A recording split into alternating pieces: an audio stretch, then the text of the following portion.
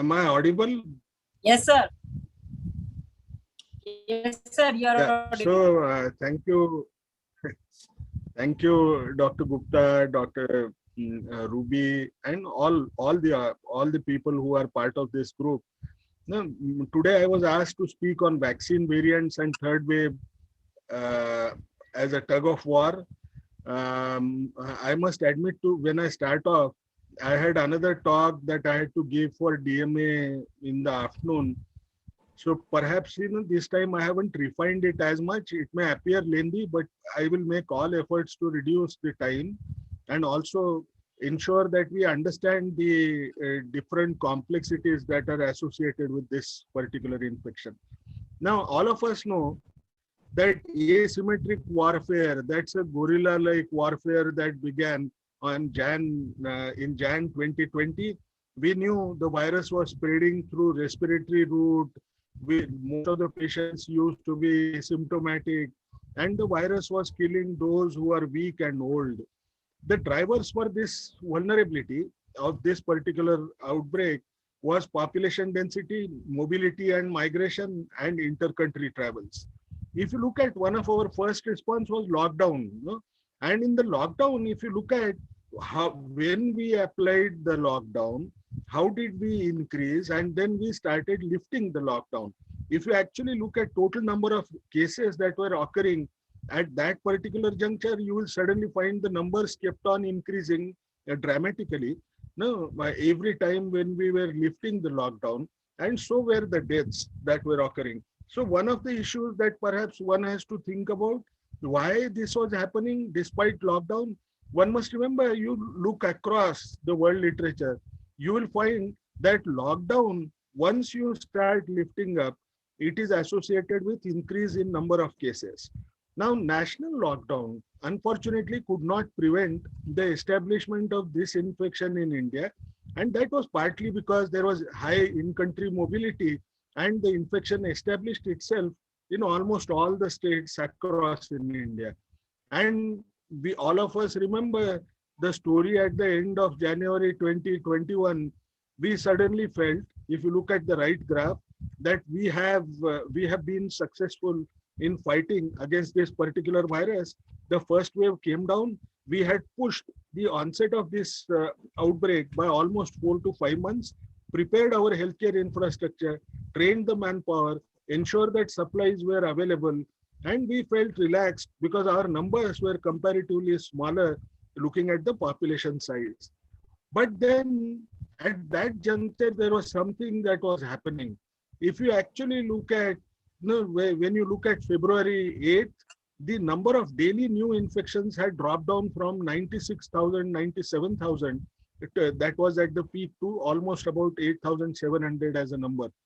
If you look at the worst parameters, one of the things that we saw was the number of tests that we were doing while we were at the peak of first wave had dropped down to almost 60% in February 2021. If you look at use of mask when they go outside had dropped down by almost 10% to 61%. You look at the mobility, cell phone mobility picture, you suddenly find that it was only minus 16%. That means majority of the population was actually becoming mobile and were moving out of their households. But did that make us think a little bit more? Perhaps not. Then there was a classical descent of complacency when the numbers started dropping. People started developing a classical syndrome that we are used to seeing. Don't worry, it's not my state. No, so why should I worry? It was Kerala first, then from Kerala, Maharashtra, then we added Punjab, then we added Chhattisgarh, and the list kept on increasing. But we did not learn that lesson very quickly that perhaps we are facing a worse kind of a situation that was to come. On this particular issue, I was delivering a talk in Kerala on 18th of February in an international conference on SDGs, which included COVID.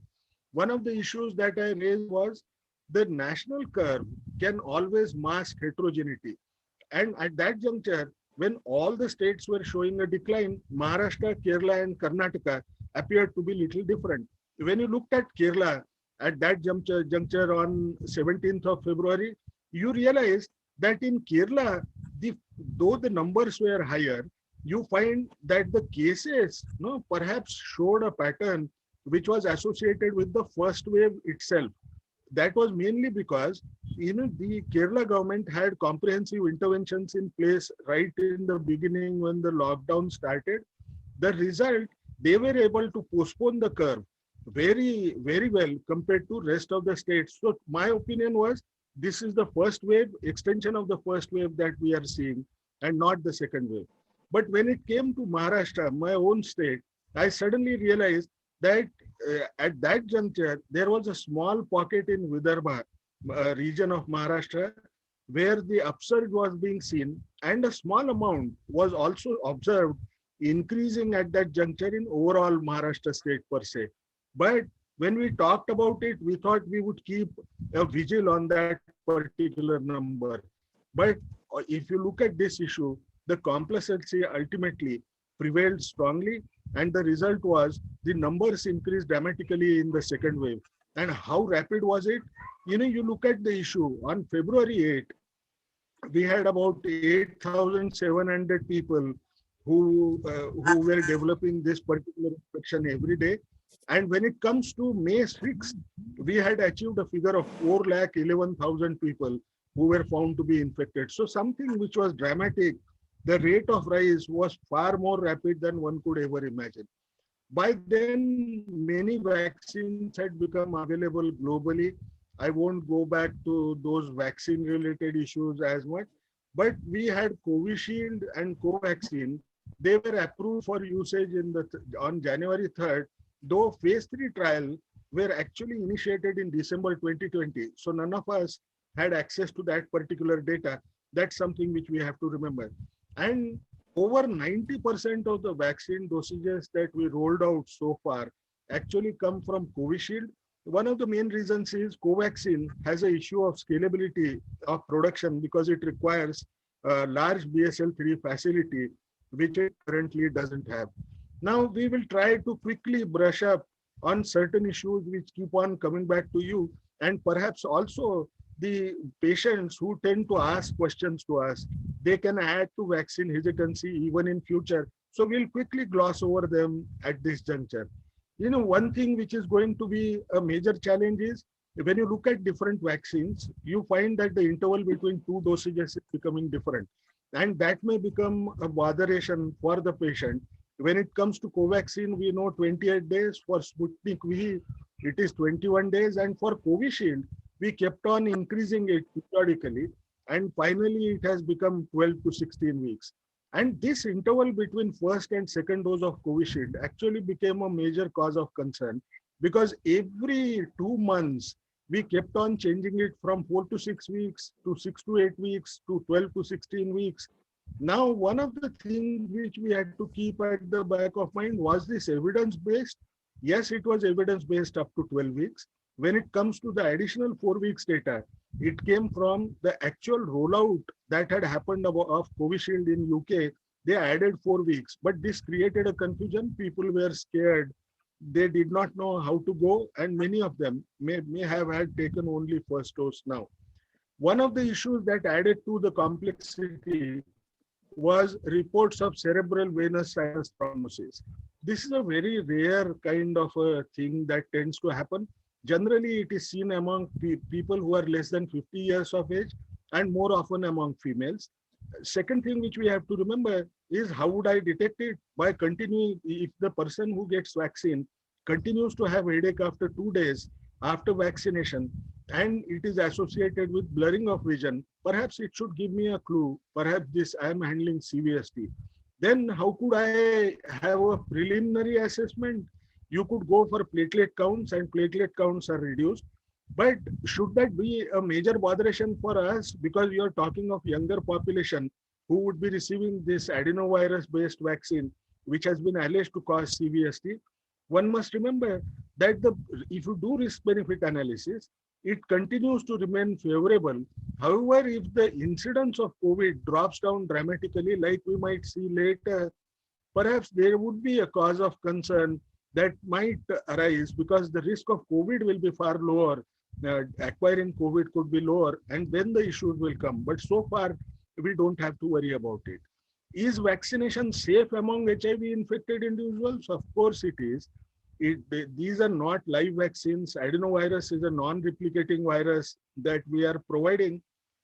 We can provide these particular vaccines which are currently available. But there is a small cause of concern. Now, if you actually look at the data that comes from HIV trials, HIV vaccine trials, there also people tried to use adenovirus vector-based vaccines. The virus that was used was adenovirus 5. And when they used it for HIV vaccine trials, which actually failed, the reality was when this particular experiment was done in South Africa, they found that it increased the risk of acquiring HIV infection by almost 40%. Now that's a big worry. Now people will be worried, does it persist? It persists only up to 2 years time as per this particular data, which has not been supported by other studies so far. But this was an RCT, so you cannot discount it so easily. Second thing which is also important is there could be a biological basis because there was no increase in the risk among those who were circumcised, not circumscribed, circumcised men. And that's a peculiarity which essentially tells that perhaps this is an issue that we will have to keep at the back of mind, especially when you are going to provide Sputnik vaccine. The second dose is adenovirus 5. And most importantly, you may be providing it to key subpopulations like sex workers, men having sex with men. No, we still don't have sufficient data to say whether this would occur. We also know that there have been programmatic disruptions in HIV control program, and therefore HIV incidence, which has not yet been measured after this during this COVID wave, we don't know whether it is higher, but this could be an issue among those who are HIV negative but belonging to key subpopulation. And one may need to reflect upon it before deciding what you should give. Would COVID vaccine lead to antibody-dependent enhancement and reinfections causing severe disease among those who have antibodies against COVID? One issue which is already moving strongly in social media. One must remember there is absolutely no evidence so far that such a thing happens, so we don't need to worry about it. Now, can one receive different vaccines as 2 different dosages? Not so in India. We haven't conducted interchangeability trial, but there's one issue which we must remember, that if you have provided adenovirus-based vaccine earlier, perhaps a third booster might be affected if you are going to provide 2 different dosages of the vaccine, and if the third dose is actually required at that juncture. Should those who were infected earlier receive vaccines? Now there is a stronger data that has emerged. One thing which is becoming clearer as of now, that if you provide even 1 dose to such an individual, you will find that there would be a boosted immune response for that particular individual. The individual may actually classically land into the 3 immunophenotypes that have been recently described, that it could be robust anti-nucleocapsid and anti-spike protein response, which will give you a longer protection. And so also, if you measure T cell response by doing interferon gamma ELISpot assay, perhaps it will be weaker. If nothing happens on these 2 fronts, there are weaker responses in 1 and 2. Perhaps the person has not actually had a take of this particular vaccine. So you should go ahead and give it. Now, most of us tend to have a doubt on our own vaccines that have been given. But one fact is the CMC data that came as the first data, and subsequent studies have also shown that it is efficiently ensuring that it reduces the incidence of symptomatic COVID disease. It reduces the incidence of admissions into intensive care and also the death that is associated with this infection. So we trust the Covishield vaccine as much today. Now, one of the issues that we have to remember is this onset of second wave and the way it went up at this juncture. What do I attribute it to? Now, could this be that you can attribute this only to lower adherence to COVID appropriate behavior and low coverage of vaccines? Perhaps not. There was a third factor, which played a major role. And what was the third factor? Could we not have had imagined earlier? We should have had. If you look at the data that emerged from Manaus earlier, where in the first wave, when people, scientists across there, they started looking at seroprevalence among voluntary blood donors against this COVID infection, they found that almost 74% of the people, they had developed antibodies against this particular virus in the first wave. And since the figure was 74%, people started believing there will be no emergence of second wave. But they were completely taken aback when the second wave came, and the second wave was as sharp, though it should not have had come. And when they tried to probe into the causes, they realized that it was mainly because of development of mutants. And among them, one of the mutants was E484K, which is known to be a very strong escape mutant, which can perhaps evade even the immune response that comes from natural infection, as well as to a larger extent, even from the vaccines per se. And that's something which we forgot, because here afterwards, we reported E484Q as a mutant in our part of the world. Why do these mutants develop? As we looked earlier, mutants, we were not expecting that the mutants will develop, but perhaps it is just the selection pressure that we provided, either through repeated use of convalescent plasma, infections that occur among immunocompromised hosts, where the survival of the virus is longer. So you provide an ability for the virus to mutate at that juncture and produces mutation of significance, which tends to occur one mutation, which could occur for every 15 days at population level. And what also is most important is we provided large pools of infection. The more the number of people are infected, the more is the reproductive cycle that would take place with this particular virus. And with each reproductive cycle, you find that the virus tends to be having error-prone enzymes, and therefore it will keep on accumulating mutations, which will actually increase the fitness of this virus. Now, when you hear about the mutations, what's it that one must always remember?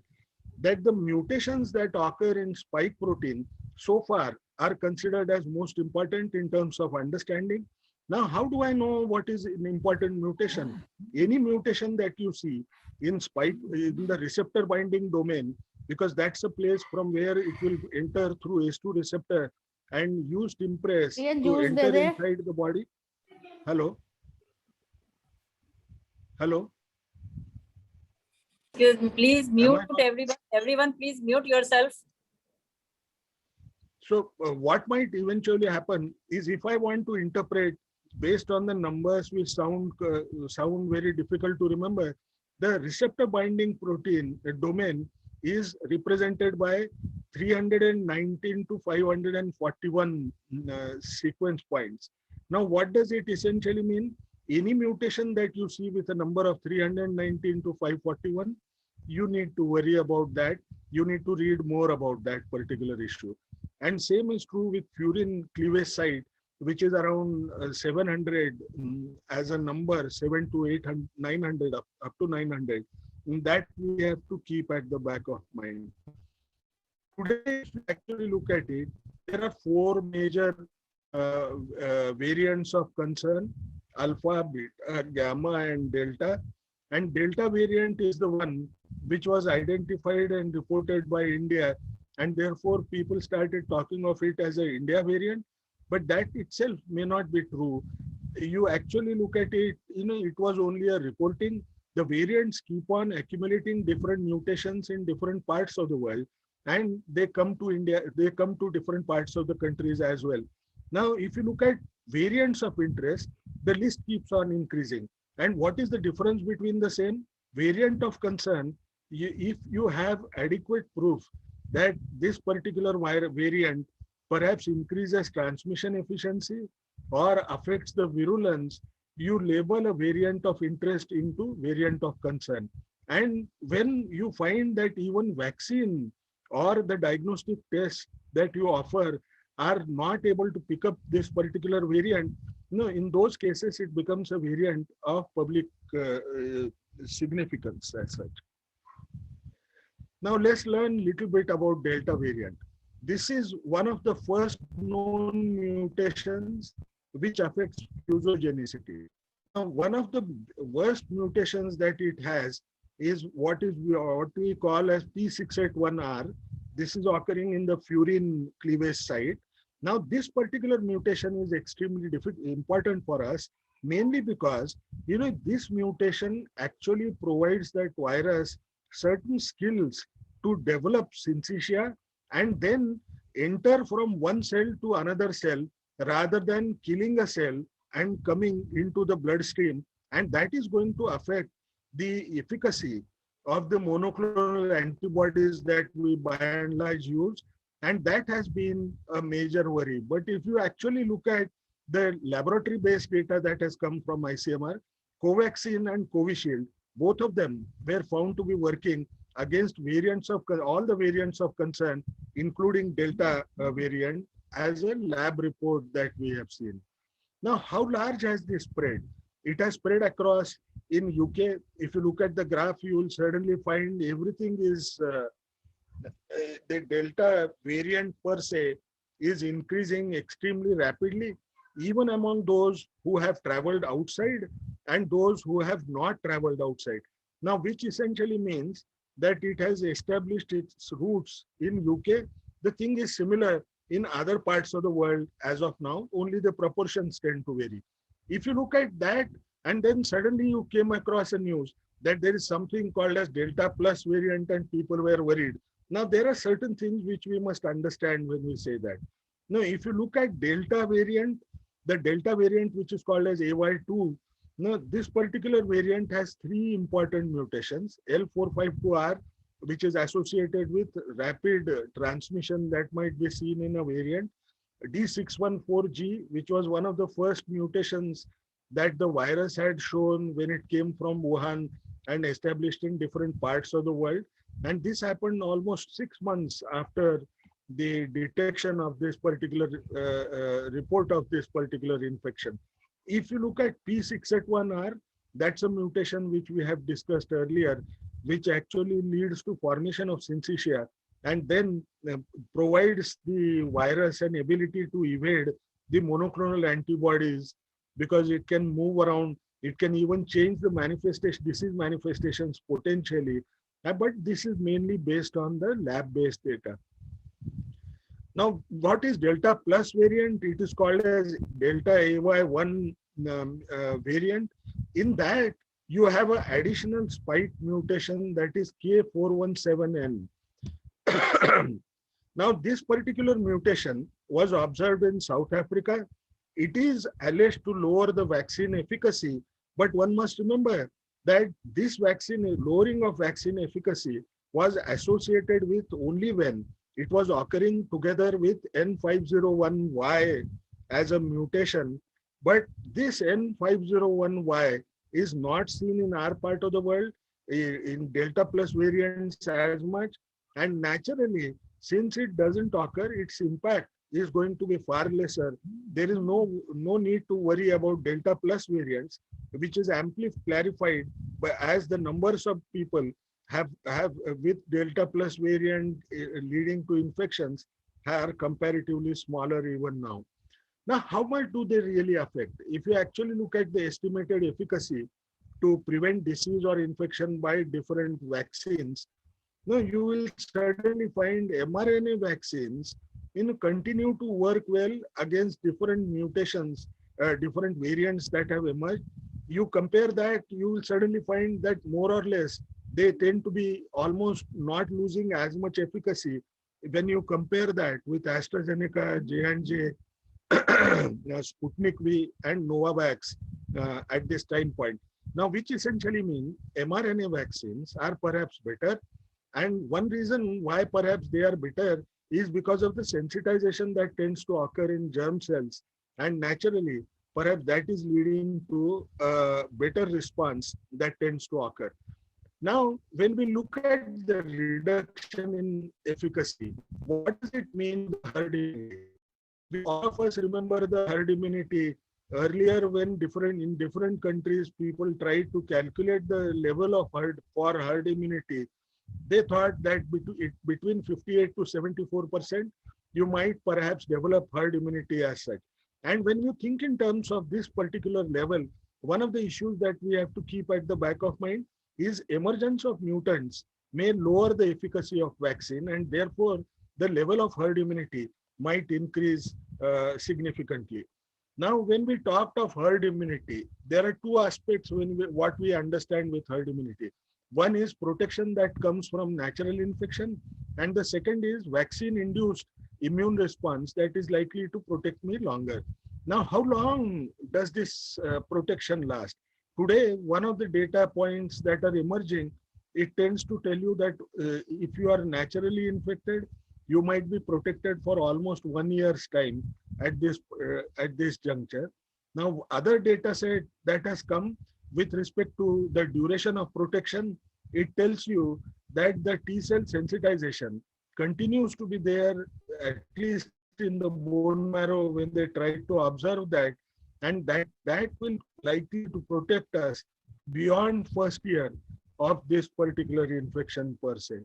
Now, if this is the case, what we would like to know is what proportion of people are actually infected in India as of now when we consider about third wave, emergence of third wave. What is it that we have to remember? We have already conducted 3 national sero surveys. The fourth one, perhaps the results should be available by July end. They have completed the collection of samples. Now, if you look at the first figures, it was only 0.73% in May, June, which had jumped by 10 times when it came to August and September, and it jumped almost by 3 times when it comes to December 2020. Now, since this is June, it is possible that you might have about 2 to 2.5 times jump. So any number above 50%, between 50 to 60% should be expected at this juncture, which means that these 60% people, even as of now, will perhaps be protected to a larger extent from the infection at this time point per se. Now, the second component for herd immunity is vaccine-induced herd immunity. Now, what is the coverage for vaccines today in India? It's almost 21% of the people are currently covered by vaccines at this time point. About 5% of them, they have received both the dosages of vaccines. Now, there may be some overlap with respect to, let's say, those who had COVID earlier, and they are also part of this particular number. But even then, we are coming close to about 65% of people who may be protected as of now, not 65, about 75% of people who may be protected as of now. Now, if we think about these vaccine efficacy related issues, when variants are developing, or do all these vaccines protect you fairly well? If you look at the antigen spacing plot of this particular, these vaccines against this particular infection, you find even now, all the vaccines whichever are available in the world, they are likely to be effective in protecting you to a larger degree.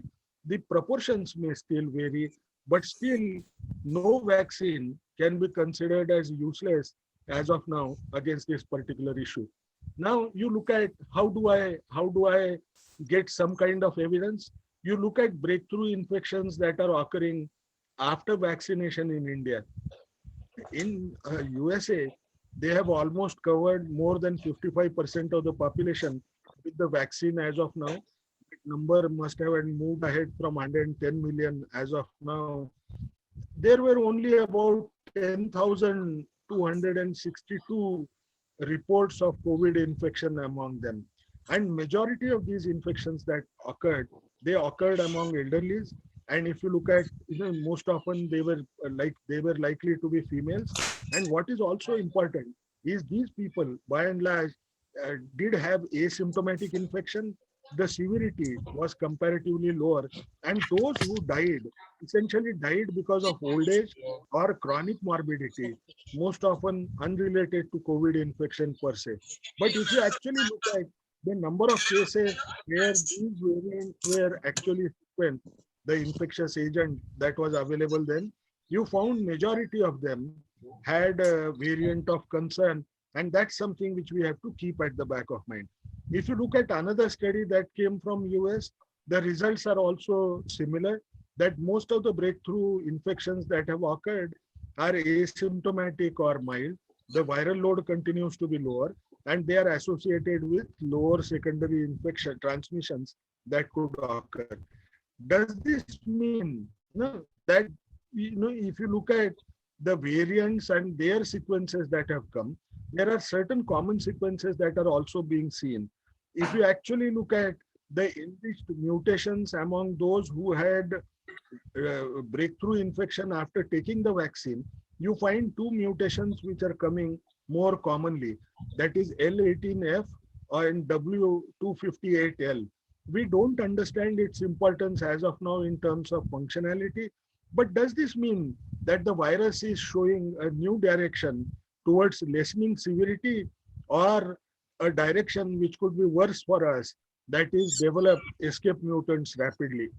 But if you look at even the rate of reinfection, because then the next question that comes is, if I have natural infection, how much is the risk of even getting reinfection? If you look at the risk that has been estimated in UK, you find it is only about 0.4%. Now, what does it essentially mean? That the vaccines or natural immunity continues to remain as protective at this juncture. So we need not keep on questioning that particular issue as much. Now, to me, second wave is still not over. No, the time the outbreak has been this time in the second wave, the outbreak has been very severe in rural areas where access to testing and even hospitalization is low, because they were spared initially because of low population density in the first wave. The low adherence to COVID appropriate behavior and lifting of lockdown, in addition to lower vaccine coverage, actually brought in large proportion of vulnerability, and therefore sudden spike was actually observed. But people continue to discuss about third wave, though second wave is still not over. We need to think about it little more of depth. Now, when we say that second wave is over, this is an optical illusion. The reason is very simple. Now, if you look at the first wave's peak, it occurred around 98,000 people. And the low that from where we again swung back on the second wave, the low was 8,700 people. But this time, 8,700 seeds, detected seeds, actually managed to produce a peak that was 4,11,000 odd people. Now, which is a very, very concerning number. And what has happened is, since there seems to be a rapid decline, people start thinking, even when they look at the graph, probably the wave has already declined. But is that true? Even today's number is 43,000 as of now. 43,000 continues to be a significant number. So we need to think about it. And why do I need to think about it more? The reason is, this time we learned from our mistakes. What we have done is, last time our number of tests had dropped down to 60% from the peak. But this time, actually, the number of tests that we are even doing today, though the numbers are coming down, they continue to be higher at this juncture. But there are issues related to mask use. Mask use has dropped by 8% as of now on July 8th. When it comes to cell phone related mobility, that has also come down by 41%. Now that used to be earlier 50%, which essentially means people are coming out of lockdowns wherever it is being measured, and that can pose a threat at this juncture. Now, is this visible as of now? You look at the two states, Maharashtra and Kerala.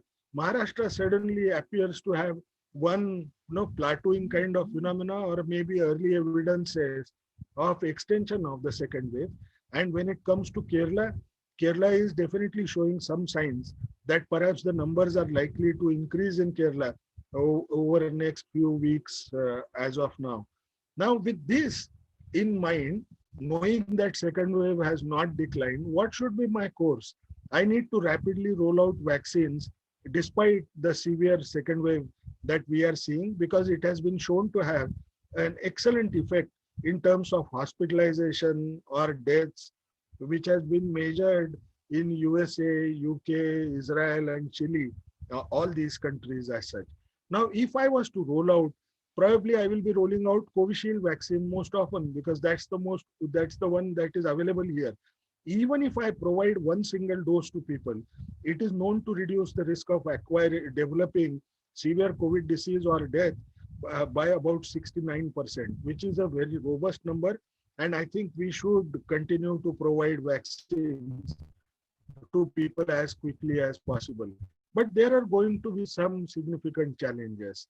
One is, though this is a disease which is likely to be more severe and kill those who are older or have chronic morbidity, if you look at the trials that have been done, you suddenly find on an average, if you look at proportion of people who were trial participants who were older in every trial, that number actually goes, it varies between 10% to 24% per se.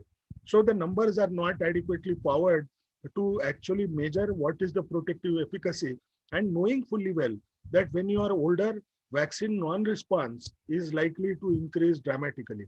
And at the same time, if you look at chronic morbidity, excepting for Sputnik, which reported almost 40% of the participants were actually having one or the other chronic morbidity, and Pfizer had about 3% of them. So essentially, what does it tell you? That these efficacy points may perhaps would be different if you go for age group related breakup. And that is something which is a worry. So older people and their non-response could become a major issue over a period of time. And if you look at old age and the immune response, what should be called as old, you will suddenly find in the graph A that anybody who is perhaps who is older than 80, perhaps is a risk. Why am I telling this? Because the number of people that we may be having 80 plus may be comparatively lower than the developed countries as of now. And if you compare the PRNTs that you need to look in terms of neutralizing antibody status and its response, you find if you compare less than 80 with single dose or even both the dosages, and compare that with more than 80 years old with one dose or more than one dose, that is two dosages, you find that older people's response continues to be inadequate, and that's likely to pose some challenges subsequently. Now, when you actually look at the Delta variant and the impact of dosages that we provide of Pfizer and AstraZeneca vaccine, one thing which we have to realize is if you look at Delta variant, unfortunately, you will find that it has a reduced response that tends to come whether for Pfizer or even for AstraZeneca vaccine, as you see here. Now, if you actually see, if you provide one dose, the responses that you see for AstraZeneca in B and for in C and Pfizer in B, you find one dose is not particularly effective against Delta variant. But when it comes to two dosages, the protection tends to be stronger enough. And that's one of the main reasons why perhaps even Pfizer today is advocating that we should be giving 3 dosages. It could be that that consideration may be mainly due to the older age population that tends to be there with them, and also the fact that Delta variant has entered US in a big way also at this time point. But would that remain a major challenge for us? Yes, it would add a challenge to us because we have only 5% of the population which has received 2 dosages. So we need to worry about rapid rollout at this juncture. Now, why would I worry about variants so much? One of the reasons is you must be aware that Merck, one of the giants in vaccines as well, they tried to conduct a trial of recent, one of the last trials that has actually been done as phase 3 trial or the most recent trials. Now this CureVac unfortunately was found to have only 47% of efficacy, and they terminated the study. They said this vaccine is not going to work. The reason they tried to even probe and find out why this must have happened, because we were surprised initially because most of the vaccines reported not 50% efficacy, but it went into the zones of 80 to 95%, and that was unusually high. But if when they probed it, they found that only 1% of the people were infected by wild type virus. Majority of the people, 57%, had variants of concern, and 42% were variants, but not necessarily variants of concern. Probably they were variants of interest to some extent, which essentially means it has two implications for us. One implication could be, would the efficacy rates of these vaccines differ by admixture of variants and in different geographies? And that has an implication for regulator, that we need to think whether bridging studies should be considered as sufficient to allow if the efficacy is proven in different geography or at different time points. That question has to be deliberated with little more seriously before we approve these vaccines that come from outside for use in India. Is rapid rollout of vaccines still possible? Because we hear that by December, the government promises it can happen. But can that actually happen? We know rate limiting step is going to be availability of dosage. But if the doses are available, can we do it? Yes. China has been able to do 80 crore vaccinations within 1.5 months of time. Now, if China could do it, we have a strong healthcare infrastructure and willingness as well. The issue is we should have dosages that should be available. If I was to summarize what is it that it would mean, it is more likely now when it comes to second wave that perhaps you would have a longer interval between second and third wave. If third wave takes place, it is likely to be smaller or may only be may only cause localized outbreaks at this juncture.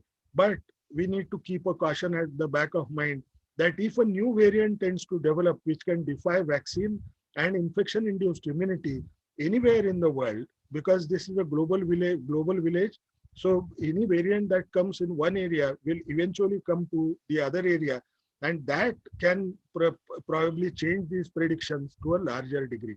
If a third wave comes, now will it affect children more? It is unlikely, though I will not dwell more on this particular issue because I'm told just now that a pediatrician is also part of our discussion. What is also important for all of us to remember, what are the possible scenarios that we would have? We might have extended second wave and then highly localized outbreaks to follow, longer interval between second and third wave, and a short third wave to follow. Localized outbreaks leading to endemicity could be another thing that might happen. But if a new variant can come and defy the infection and vaccine-induced immunity, we might have a very dangerous kind of a third wave that might come, given the entire background that we looked at. Now, should we be worried about the vaccine dosages as much? Please remember that 3 vaccine manufacturers so far, these are giants in vaccines, they had to give up vaccine after doing vaccine trial, either in earlier phases or in the last phase. They are Sanofi, GSK, and Merck. What is also important is that process of vaccine manufacturing so simple? Perhaps not. There was a mix-up in manufacturing in Johnson & Johnson vaccine in USA, and those dosages went completely waste. Now, when it comes to Pfizer, they tried to add a huge capacity as a scale-up plan, but it is known last 2 weeks back. We have come to know that when they produced the mRNA vaccine, they found that it was not up to the mark and the quality was extremely poor. So the goof up can happen anywhere. So we should be prepared for this particular uncertainty. What is also important is inequity in vaccine rollout, because even immune pressure is considered as a selection pressure. If you have a world that is divided into partially immunized and those where complete immunization has been rolled out, there are different kinds of permutation combinations in terms of what could happen. What is this inequity? So far, 337 crore vaccine dosages have been administered globally. The daily increase is 3.3 crore. almost 22% of the global population has been fully immunized at this juncture. But look at the issue. Now, when it comes to wealthier 27 countries, now you find that almost 40% of the vaccinations have occurred there. When you look at Africa, it is less than 5 crore vaccine dosages have been administered there. When you look at India itself, you find there is a disparity between urban versus rural. When it comes to women, you find almost 15% difference in terms of coverage tends to exist between men and women at this juncture. What is also important for us to understand at this juncture is these variants would develop and establish themselves in two different ways in two different settings. One is, if you look at low incidence setting, what might happen, travel is more likely to introduce variants into different places. Now, today, if we actually look at where we are, we continue to be in high incidence setting. There, we cannot only say that travel is one of the reasons why this infection has been increasing. Perhaps it is also occurring because of increasing transmission potential that exists in these particular variants. Now, since we are talking in terms of a wait and watch kind of policy, where should we keep watch on? If I was to give an opinion, which could be absolutely wrong, these are speculations. If you are to think in terms of development of emergence of a stronger escape mutant, perhaps it will come from either Brazil, European bloc, UK or USA. There are certain reasons why I'm putting them in this particular group. If it comes to transmission efficient mutants, you will still see perhaps these happening in India, Russia and Indonesia. These are the countries where the worry could be there. And if you actually look at countries that will face pressure on health and hospital infrastructure now, that is African subcontinent, Indonesia, and perhaps Bangladesh. What is most important apart from this COVID-related issue? One worry that all of us may be having, can I provide influenza vaccine together? Would it be safe? Now, Novavax, they conducted a trial of their own influenza vaccine and the COVID vaccine that they have, that is Covovax. And they found that it did not increase the toxicities that occur along with COVID vaccine at this juncture. So you can safely provide both of them. But then the question that emerges is, should we be providing influenza vaccine? Now, wherever the lockdown has been severe, if you look at the data that is emerging from China and US, we continue to have lockdowns fairly well compared to rest of the places in the world. You find that with the lockdown, the incidence of influenza infection drops down. So we have to take an individual case by case decision if we are to provide influenza vaccine as an additional cover. In conclusion, the tug of war between variants and vaccines continues. It is possible that the second wave is not yet over in India. The current evidence suggests that there may be a small third wave if no powerful mutant develops globally.